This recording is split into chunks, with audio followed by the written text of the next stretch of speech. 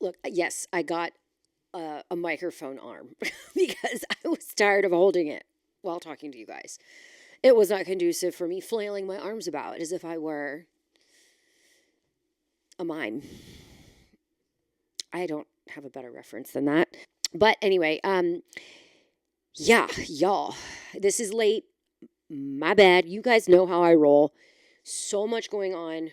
This used to be the utmost priority. Like, this podcast is what got me out of bed 6 months after Brody died. It was the hyper focus. It is so important to me, and I absolutely adore this podcast, and I love how many people it's reached and how it's helped those who feel as if they're in the dark and they're alone. And that's why I made it. It is extremely time consuming, and I do have an issue with getting people on as far as scheduling go. And, I'm going to keep it going. And I hope it's okay that it's just my voice right now, because that could be just essentially what it becomes. It's an opportunity for me to kind of go into detail with the stuff that I touch on Instagram with. That's the goal, is to kind of go over the topics and the things that we brought up in that space so that I can further clarify some things. I wish I could have it more consistent. That's the goal. But as I continue to get my shit together, that will be the goal. I don't see it going anywhere. I just think the episodes are just further apart. But my goal is to have at least 2 to 3 episodes a month for you guys. Doing so far, this is number 3 for the year, and we're still in January. So hell yeah, props. I am going to have more guests on because of the holidays. Nobody really could hop on. So literally from November 1st to like now, they're finally trickling back in and being like, I have the time now. And it's like, okay, sometimes when you have people who are further out from the loss, talking about it and doing things like this is not on the top of the list. I do feel that most of the submissions I have are mamas who are fresh into loss because they just desperately want to talk about their baby, and I love that and adore that. I will say I don't typically have people on who are less than a year out. I think that acute grief, you sometimes say things and think things that you really end up changing your mind about. I have done extensive work in the first year after stillbirth. And by year, I mean the first 12 months, not calendar year. So for me, yeah, Birdie died in January, so I had a full calendar year to figure shit out. Now, my book is not ordered in that way. The book is going to be ordered by the early days and then the most talked about topics that I found universally are the biggest challenge for a lot of us.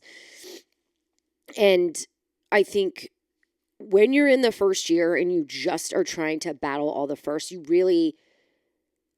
While I love the insight, I just think it would be an injustice or a disservice to the mama for making her talk on a microphone in the first year. Like, you should have fucking heard me in the first few weeks. Like, now I remember my friend was like, I'm so sorry. Like, she was like my best friend from high school. She's not my best friend anymore. She's not even my friend. Like, we don't even fucking talk anymore, which is sad. And that's like a massive loss, but it is what it is.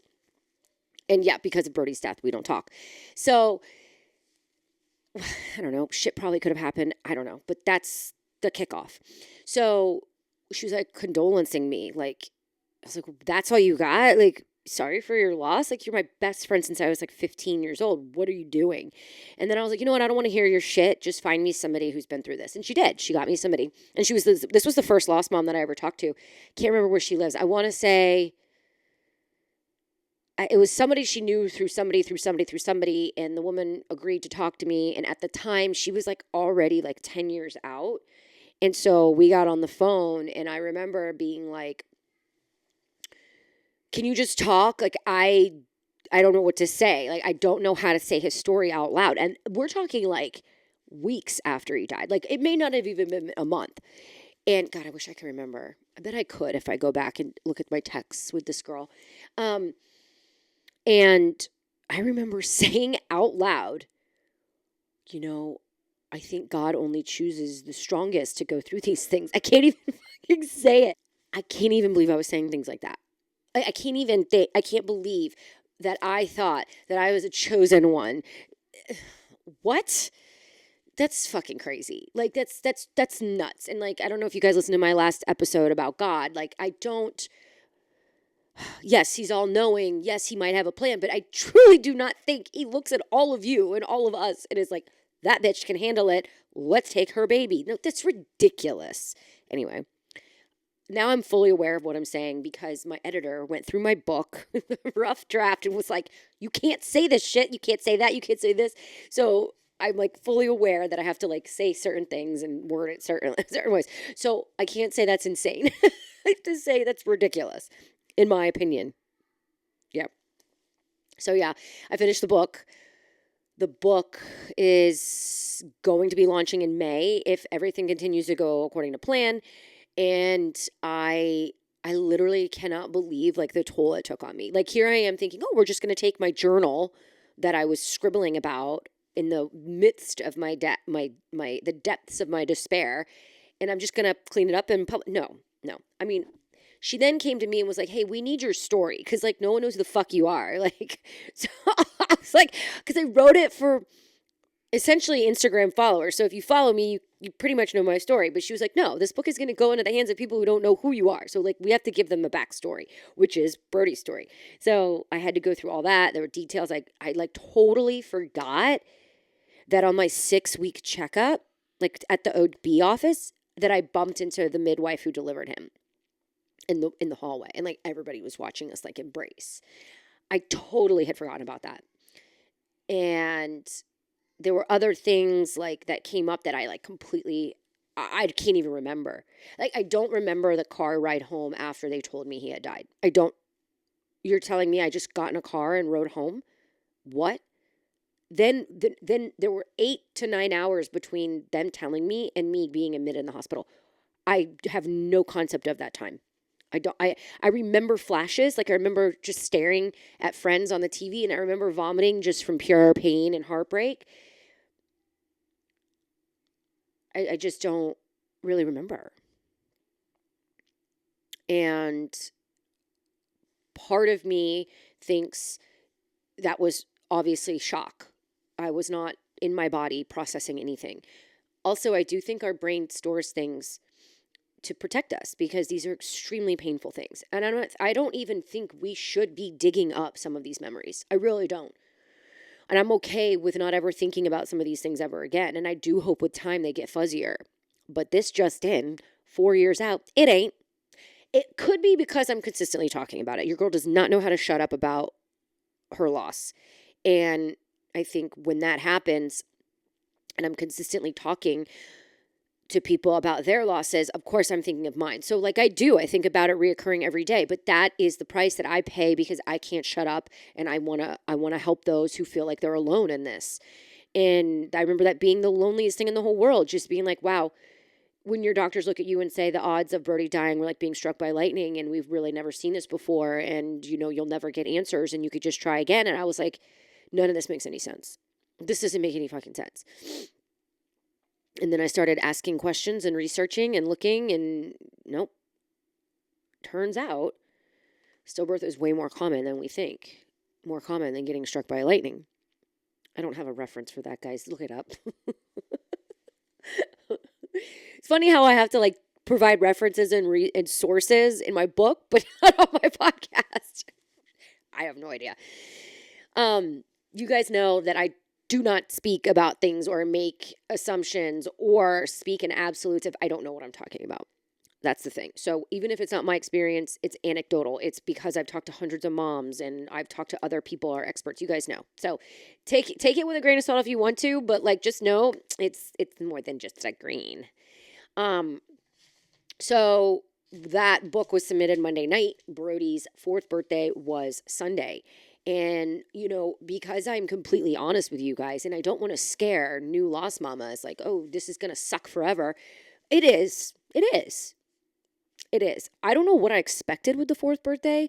I think maybe I expected it to just be another day with a sprinkle of sad. That wasn't it. The weight of the day, the magnitude of the day. I think for moms on their babies' birthdays, their living babies' birthdays, have some sort of weight on that day. Memories of the birth. Maybe they were scared some even moms who have had birth trauma, they have some weight and trauma on the day. I think no matter what, as mamas, and I have 2 living babies after losing Brody, the weight of their birthdays has some level of magnitude to it. So Brody's birthday, it was really sad. I'm not gonna lie. It was really sad. And I talked to my therapist, and she said that she's seen in the moms who have lost babies, she talks to a lot of lost mamas, that the fourth, fifth birthdays and later, the birthdays and events and milestones and anniversaries tend to be a little bit heavier. Probably because she didn't explain why, but she said that this was normal and this is what she sees. I didn't really ask many questions because I was like, yeah, that's totally what happened. It was like one of the heaviest. Like, wow. Probably because I don't sit in my acute grief all day, every day. I don't sit in my acute grief 24/7 like I did the first year. And then my second year was trying to get the rainbow here, or my baby after loss. You guys know I don't like that rainbow term. I don't believe it pertains to stillbirth or infant loss, to be honest. And then getting him here, and then a baby in the NICU. And like, so that year was kind of wild. And then the third year was getting my third baby here. And then, holy shit, now I'm like hit his fourth birthday. And I'm like, okay, I have a son who's not here. And what does that look like? I didn't really like call anybody to action. I kind of told people we were going to go to a brewery. Didn't really push it because I didn't know how we would feel. Plus, I've got 2 toddlers who are insane and won't nap and won't eat. And like, you know what I mean? So I didn't know how the day was going to go. So I didn't commit to it. And I just kind of let Michael do it. And I told you guys this. So basically the day kind of hit me really hard. And then I woke up Monday and had to complete all the notes and comments and edits for the book. And the book was submitted at 5 p.m. that day. And when I say submitted, so I have a publishing company and they provide me an editor, and we got really close. I mean, I think we are.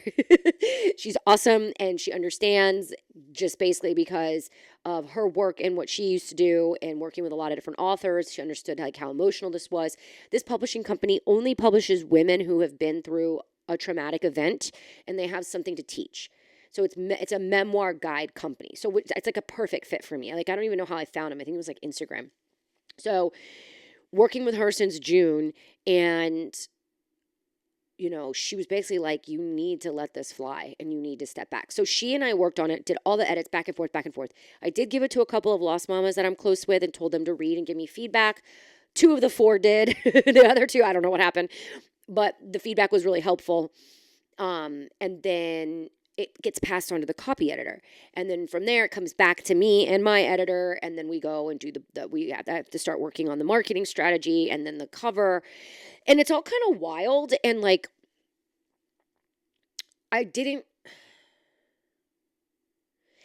so when I kind of thought I wanted to do this, there was like a really long period of time last year where I was like unwilling to go into a dark place. I was unwilling to dive deeper into the grief space. I was doing a really good job healing. Okay. I was in a good space.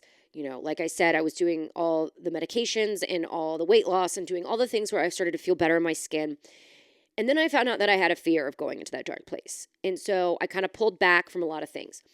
What ended up happening was I decided that that's where I meant to work. That's where I meant to coach and guide and support and help, because I can't stop gravitating towards it. So what I decided was that I was going to go full speed ahead with this book, because I think that getting it into the hands of mamas who need it, or even parents or support people that need it, is one of the most important things to me.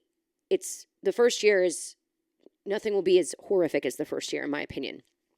And that was it. And then so like I can't shut up. I can't stop. But then once I started to pour everything in onto the pages, like Birdie's story, putting it in writing, like his story, guys, I'm talking like how Michael and I met. We got pregnant. This is how my pregnancy was. This is what we were hopeful for. This is what the nursery was. This is what, like, everything. And then these are what my appointments were like. And this is where I think things were missed. And this is what happened on the last appointment. And this is how his birth went. And like, this is how he looked, his skin tore, like that shit. It was all, is all out there. And then each and every topic I put some insight into. So once I did that, I was like, okay. I bawled my eyes out. I took a few naps. And I was like, okay, I could do this. So here we are. And I recommend that if you are feeling pulled to do something, you need to do it when you know you can handle the magnitude of the highs and lows. And I don't mean like good highs. I mean like the height of your grief and the low of your emotional exhaustion. So after the book went through, like, Sunday was Brody's birthday. The lead up days were awful. I don't know if you guys, if you follow me on Instagram, you saw that I was like, holy shit, this is the death week. Like, this is the week leading up to his death. If I had a time machine, I would go back to January 13th. And that would be the day that I could have saved him in my mind. That was really intense for me. And I did a good amount of like disassociating and or distracting. Okay. So distractions, you guys, the difference is essentially you still have that emotion, but you're using things like whether it's a walk or a glass of wine or a workout class or a trash show to distract you from your feelings, but you're still very much connected to your reality and what happened. Disassociating is when you basically go out of body. You push away your emotions, you don't want anything to do with them, and you literally just leave your reality and deny it almost. I disassociated hardcore in the first year for about 2 to 3 weeks. And it's in the book. And I went to my doctor, my therapist. I was like, what's happening? I have not cried in 2 weeks. And she was like, you'll be back. I think disassociating sometimes happens when you have a significant amount of trauma and your brain is like, bitch, we need a break. If you don't come back though, that's when you need to probably investigate like, what happened, what's going on. But distractions are my friend. I love them. So one thing I do want to clarify, and I made a post about how I handle the extremes of my grief. Now, I want to be very clear about this. I'm doing this in the healthiest way possible and trying to really wrap my arms around the fact that there are going to be really, really heavy grief times and really, really low emotional times, okay? So after the height of the holidays, then the height of the lead up to Brody's birthday, then his birthday, then the book. The book I worked every single day for 5 weeks on just to get it to the deadline, okay? The Tuesday, I crashed. When I say crash, I could not get up off my bed. I watched 5 hours of Emily in Paris. Like, I could not move. Typically, your girl's is a former fitness professional. She's a get your shit together girl, okay? She's a self-care queen. I was like, bitch, you need to get up. You need to do some work. You need to go for a walk. You go get a snack. Like, get your shit together. And then I was like, no, this is a temporary feeling. In the past, I would have been like, oh my God, I'm broken. I'm done. I'm never gonna make content again. I'm never gonna talk about Brody again. Like, this is done. I don't want to talk to anybody about this. I don't want to share anything about myself today. And this is forever. No, with time, I learned that it's not forever. This is a moment of total depletion of emotions and vulnerability in my case, because I'm naked, basically oversharing in every way, shape, or form I possibly can. But I reminded myself this is temporary.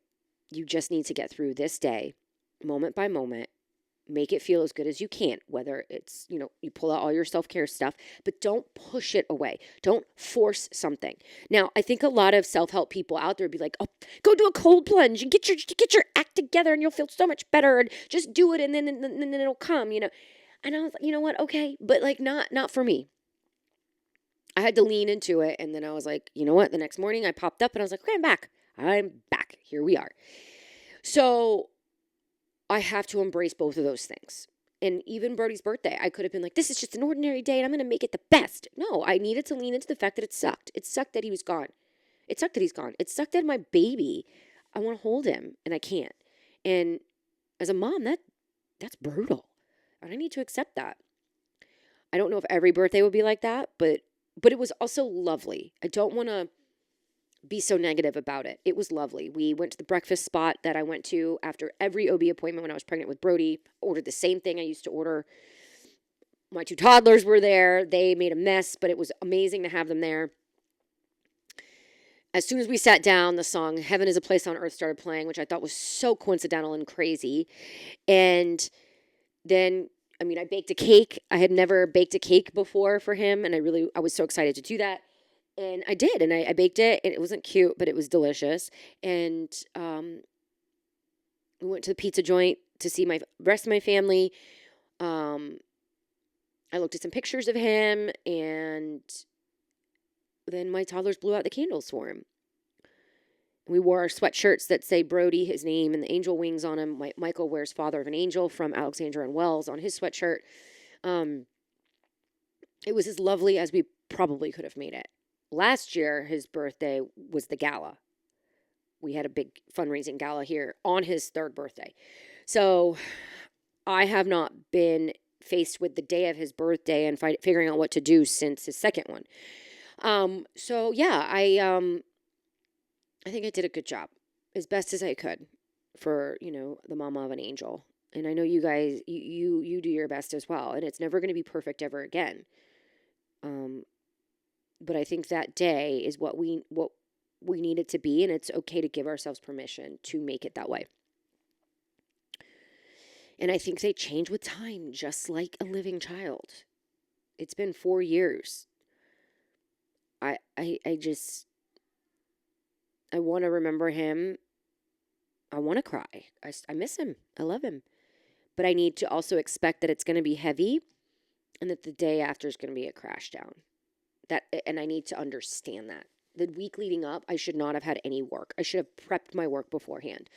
And that's just me learning how to navigate this. And maybe one day that'll change, but that's how I'm going to prep for the next one.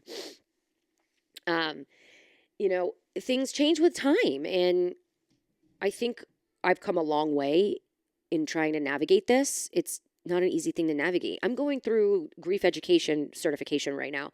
Yes, I got a grief coach cert, and then I'm now also doing grief educator certification. And it's about all grief. And he was talking about stillbirth and baby loss and pregnancy loss and infant loss, and how not many people will recognize it as a significant loss. And then some people think it's so dark they won't. And I felt that. I felt that on both sides. And I think we are such, I don't even know how to explain. We're like the misfits of grief. Nobody knows what to do with us, to be quite honest with you. We don't really fit into certain categories. If you had a baby that could have survived outside the womb and they die and you birth them and then you hold their lifeless body, that is a traumatic loss. That is not just a loss. Loss is loss. Don't come for me. But it is very different than your 100-year-old grandma passing peacefully in her sleep after a very long and fulfilling life. Yes, you're crushed. Yes, you are crushed and devastated and heartbroken. But holding your baby's dead body, I would categorize as traumatizing in a lot of different ways. I'm not the only one that categorizes it as traumatic. And there's a difference. You have a visceral, physical reaction to the loss. And there's so many different levels of that. I don't know. I mean, we're out here just trying to live while the world is just doing their thing. And that's fine. I would never want to take the blissful ignorance from anybody. But, when you see things like that 2016 trend, I posted about this on my Instagram page. It bugged me going back and looking at my 2016 pictures. Who's that girl? I mean, I'm sure we would have done that. It's 10 years ago. So I'm sure we would have done that if our babies didn't die. But it's a girl who had absolutely no fucking clue that life was going to right hook her in the jaw. Part of me wanted to hug her and be like, you dumb bitch. Part of me, I feel like I used to look at photos right after Birdie died. I could not look at photos. Nothing. Like, I went back to my parents' house. This is in the book, by the way. I went back to my parents' house, and there's pictures of me everywhere, obviously. It's my parents' house. And it was awful to look at them.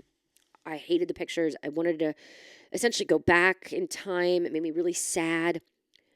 Now, I look at them and just wish I could go tell her to thoroughly enjoy her life. Don't worry about dumb shit, because you have no idea what's about to come your way that you will have to worry about. That's been an interesting realization. It's not, might be pity. I'm not sure. It just might be wisdom. Going back would mean I wouldn't have my husband. I wouldn't have my 2 living babies. I wouldn't have my angel baby. I wouldn't have my life and who I am now. I don't think I would trade that for anything in the world, even on the hard days. So when I look at pictures of old me, it's more like,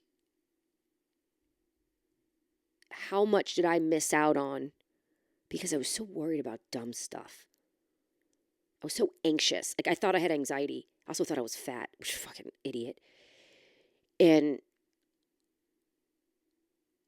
so much anxiety about dumb people and dumb stuff. And I know that's life. And I know that's life.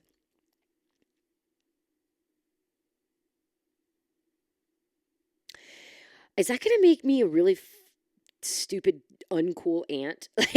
Like, why do I find myself wanting to tell young people, like, just what you're going through is really nothing? Like, I gotta be careful with that. I really, really do, because like it's not nothing in someone's world. But I just hope that like,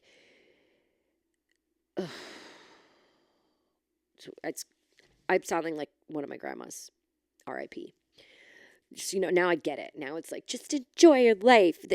You got a lot more shit that's coming, I didn't do that. I was a basket case. Well, and here we are.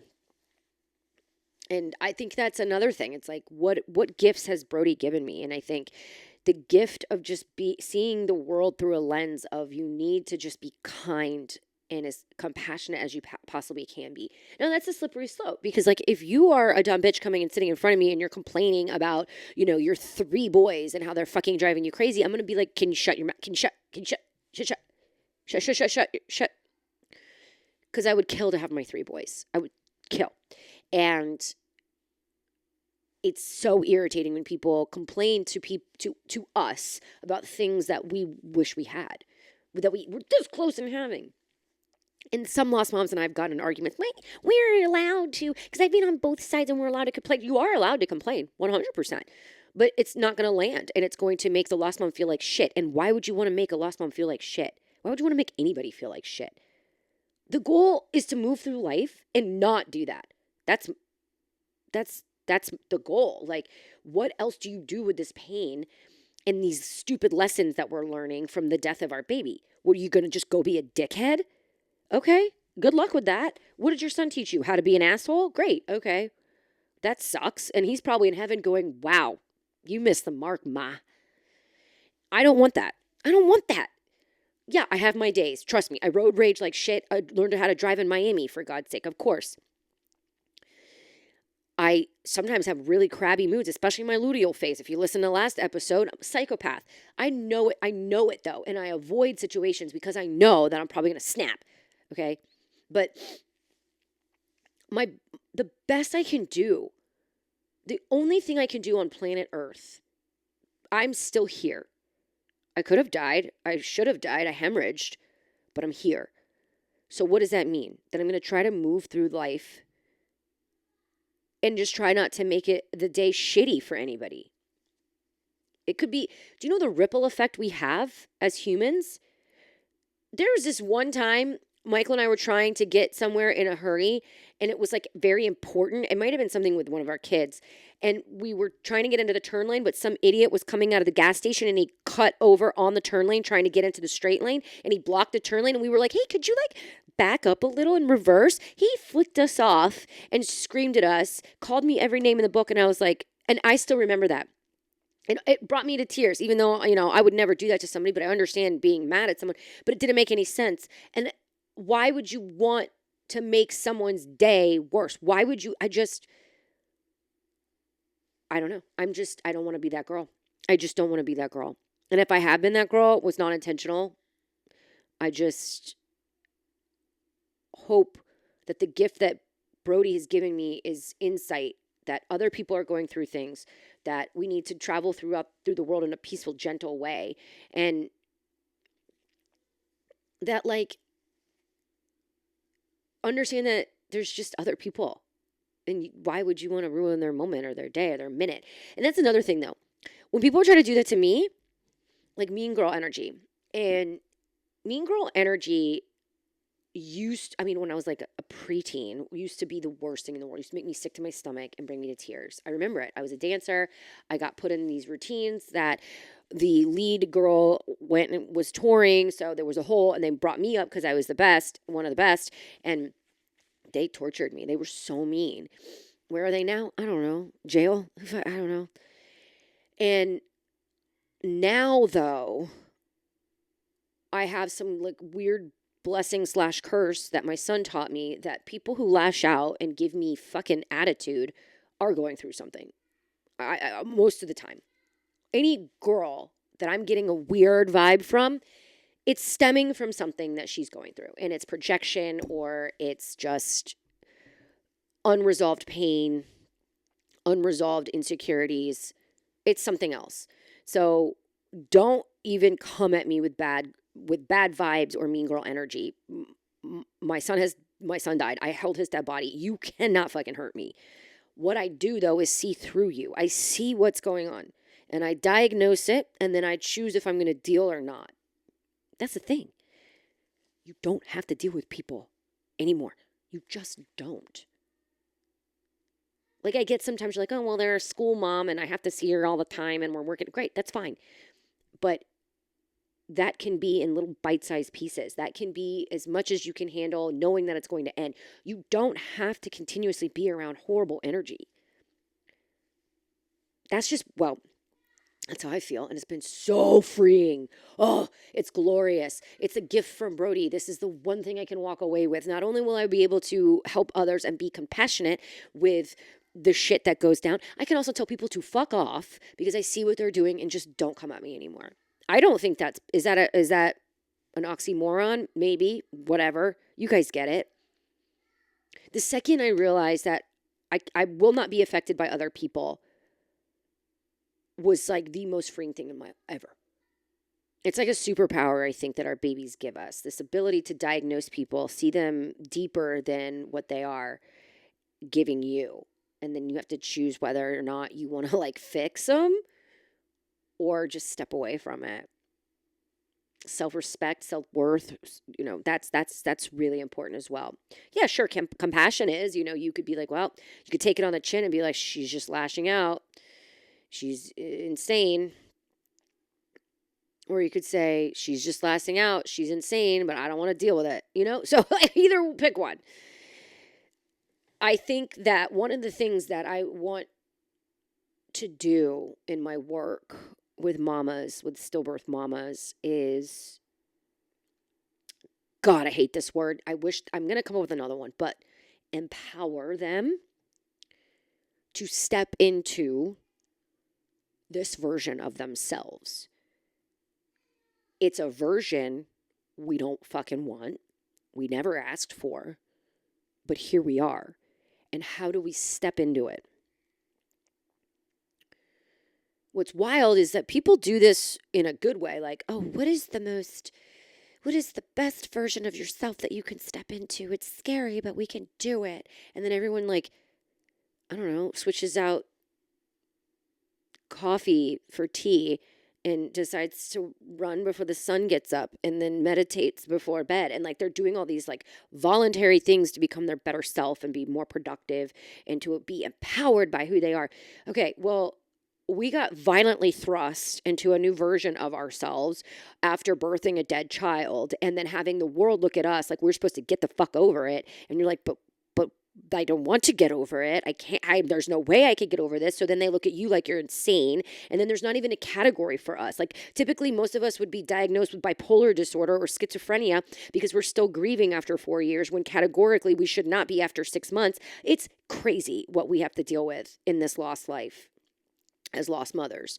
Now we're all trying to get pregnant again and carry another baby that, we think might die, which is re-entering the trauma, and you can't heal trauma while actively in trauma. And then some of us have said babies and they go to the NICU and you're back in another trauma, or you lose another baby and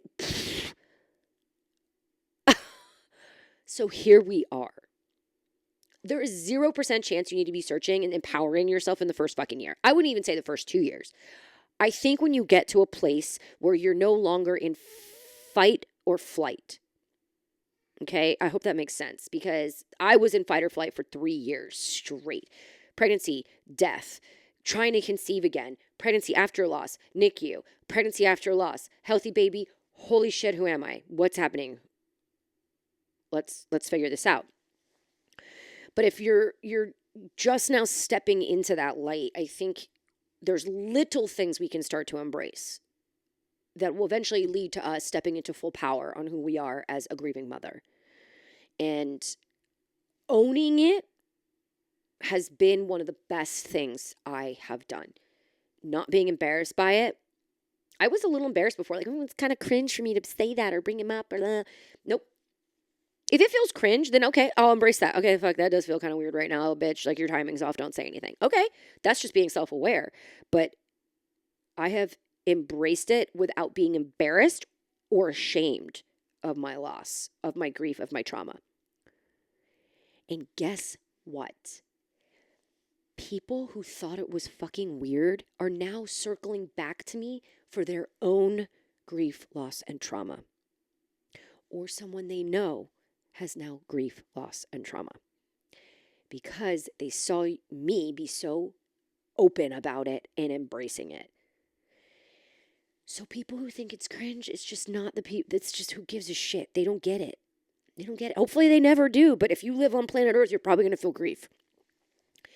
So embracing that I've had a loss, it's been traumatic, I see things differently, and I may interpret what you're saying differently, has made others around me super self-aware. Embracing that there's going to be days I don't want to get up because I'm tired. I'm tired of grieving. I'm tired of flashbacks. I'm tired of thinking my toddlers are going to die. Like, I am tired of intrusive thoughts. I'm tired of this or that or this. I'm allowed to take those rest days, and I embrace that, and I am empowered by it. I'm not saying I'm like 100% comfortable in my skin. I'm not saying I'm like super comfy and at peace with who I am, Cat 2.0. That probably will never happen. I don't like that I'm hardened in certain areas, but I do like that I'm softer in others. I don't think, and I talked to my mom this morning, actually, she called me. We talked for like an hour, and she was like, you wouldn't be the mother that you are without Brody. And God, that's such an interesting thought. Would I be as present as I am with them? Would I do the things that I do for them, with them, heightened awareness, heightened alert, over prepared if he hadn't died? I don't know. And I'm not going to be like, thanks for dying, you made me a great mom. No. But again, circling back to what I said before, he died. So what can I take out of that and make it into something good? Not making his death something good, but making what came of it something good.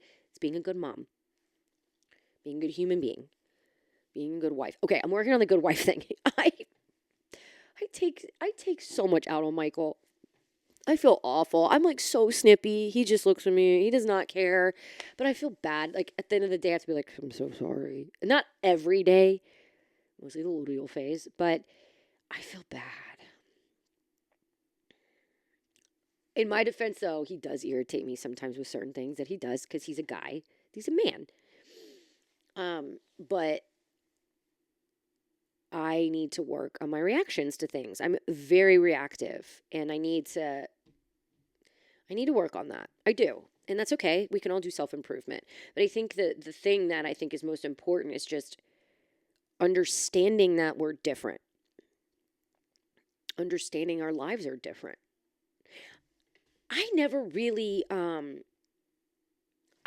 had that perspective, until actually my mom said it earlier, and she was like, you need to realize, like, you're different. You're just different. Your life is different. And that was just stemming from the fact that I felt like I didn't really have much support on Brody's birthday, and how it was kind of like expected for it to be just like an every ordinary day. And I was like, this is anything but an ordinary day. Like, this is my dead son's birthday, I think accepting that I'm different and I will be on this roller coaster of emotions is like a huge thing. I don't know if I was like not accepting it before, but I do know that I was trying to like, I don't know how to, let me think about this. Okay. So I don't think I was not accepting of the fact that I was different. I think I was just trying to mask that. Like, I'm not different. I'm normal, but I have grief and I have trauma. That makes me different, and I have to accept that. My days are different. My parenting is different. My lens is different, and not all in a bad way. And I had a psychiatrist who was like, I don't think you should be seeing through a lost lens. That's really, really bad. And I'm like, well, what the fuck else do you want me to see through? Like,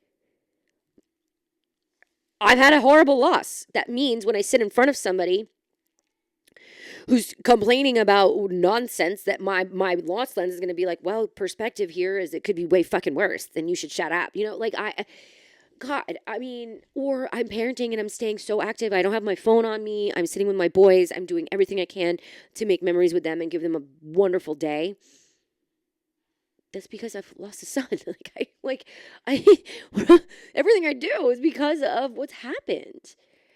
I'm not in a bad way. I think there's so much good that can come out of it too. And for the first time in my life, I'm unapologetic about who I am. I'm not apologizing for being too much. I'm not trying to dumb myself down or, I think it's a huge thing that's come from this. And there's zero people pleasing. I still show up for people I care about. Of course, that's just being a decent person, especially when you have friends and family that you care about. But I don't people please. I don't even really know how. I do what's best for my family, and I always will. And expectations of me are silly because I no longer have expectations of anyone. So when I feel like there's this expectation that I'm going to be there or that I'm going to do this or I'm going to do that, I'm like, well, no, that's not really how this works anymore. Aren't I a delight? I mean, again, you guys know that I'm in your corner and I have so much more to go through. And that's the thing. Yeah, sure. I won't shut up about my loss, but I also can't shut up about my journey because it's nonstop. It's the realizations that I've made in the last 2 weeks of this year, the first 2 weeks of this year, are just the most I've had in a really long time. And I feel the need to talk about that because while a lot of moms are like, oh my God, I really hope it gets better. It does. It does. But it's still going to suck sometimes. That is the honest to God's, no BS, raw, honest truth. And here's how I've dealt with it. That's all it is, on my grief educator certification program today, we had a lab. A lab is like a live interactive thing where like he talks and then you go into like breakout rooms and you have to talk. And he was like, you need to categorize yourself. Are you a therapist? Are you a coach? Or are you peer-to-peer work? Now, I'm going to be honest. I have a coaching cert, but like I really don't love the coaching methodology. Like the way that it goes, I don't love it. And then he's also like, don't put your experiences on them. And I'm like, well, I feel like that's what helps. Like that's what helped me is I just wanted other lost moms to tell me how they dealt because that would make me feel less alone. And also like I wasn't weird in the way that I was doing things. And it gave me hope that I would get to a certain point in my grief. And so now I'm finding myself just being more of like, not a coach, but like a guide. Like I'm walking alongside you, maybe a little couple steps ahead, but I've got this fucking old school lantern. Fuck it, it's a torch. And I'm like, hey, we're gonna go we're gonna go this way because I went this way before. You tell me what you think. If you don't like that way, we'll try a different way. But like, here's what I did. If it works, okay. If it doesn't, I'm sorry. Like it's pretty much what's happening here. If you guys feel called to do anything, feel free to message me. As far as getting certified for grievers, to help grievers, like the programs that I did were for all different types of grief. I think my goal in life is to create my own CERT program for specifically bereaved moms because like there's so much shit that goes down in these CERT programs because that I'm like, what the fuck are they talking about? Remember their laugh and their smile. I'm like, well, mine didn't do that. Okay.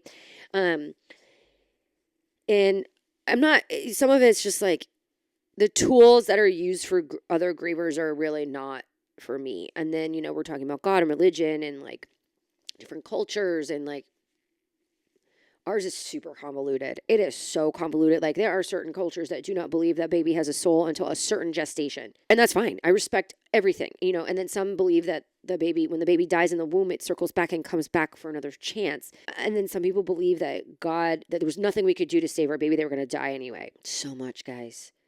And at one point I had to be like, I don't know. And I never will. No. What brings me comfort? What brings you comfort? I believe in peace and I want peace. What is going to do that? If it's God had a plan and that was Brody's plan all along, was to die in my belly, and that was because I was supposed to serve. Okay, geez. Okay, if that brings me peace, knock my socks off. Great.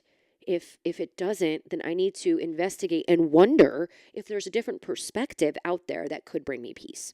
If you are wrestling right now with the death of your baby, kind of contrasting what you've always believed, whether that's in your faith or the universe or God or how things work or karma or whatever it may be, and you are not at peace with what you're feeling or finding, I urge you to have some wonder and go and research other ways of looking at it, because they're out there.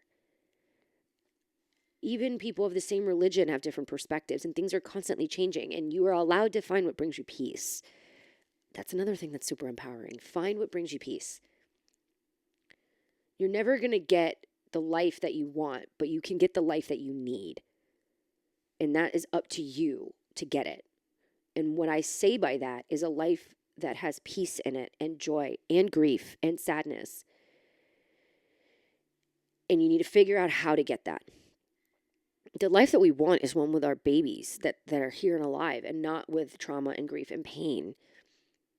We can't have that. So what do we need? What do we need to be able to move forward in a life that we're proud of and one worth living?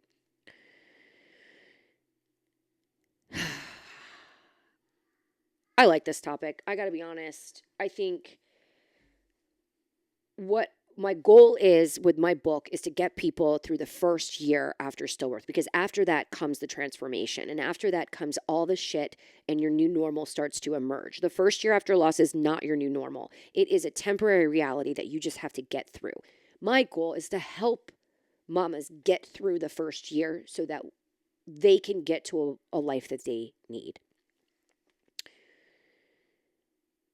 I don't have all the answers. I just talk a bunch of shit and yap about what works for me, and I hope that it works for you. I have not screenshotted DMs anymore just because it tells the person and then I have to explain it. So I haven't screenshot DMs and posted. I think that's super important though, so you guys get some insight from some other mamas. But I do get a lot of messages that have said that the things that I'm saying are helpful, and so I hope they're helpful for you. God, I don't want to do any more damage. I don't want to be that girl. Full circle comment. But you guys know I'm here for you. I hope this episode brought you some sort of comfort or peace or intrigue into something that you need help with.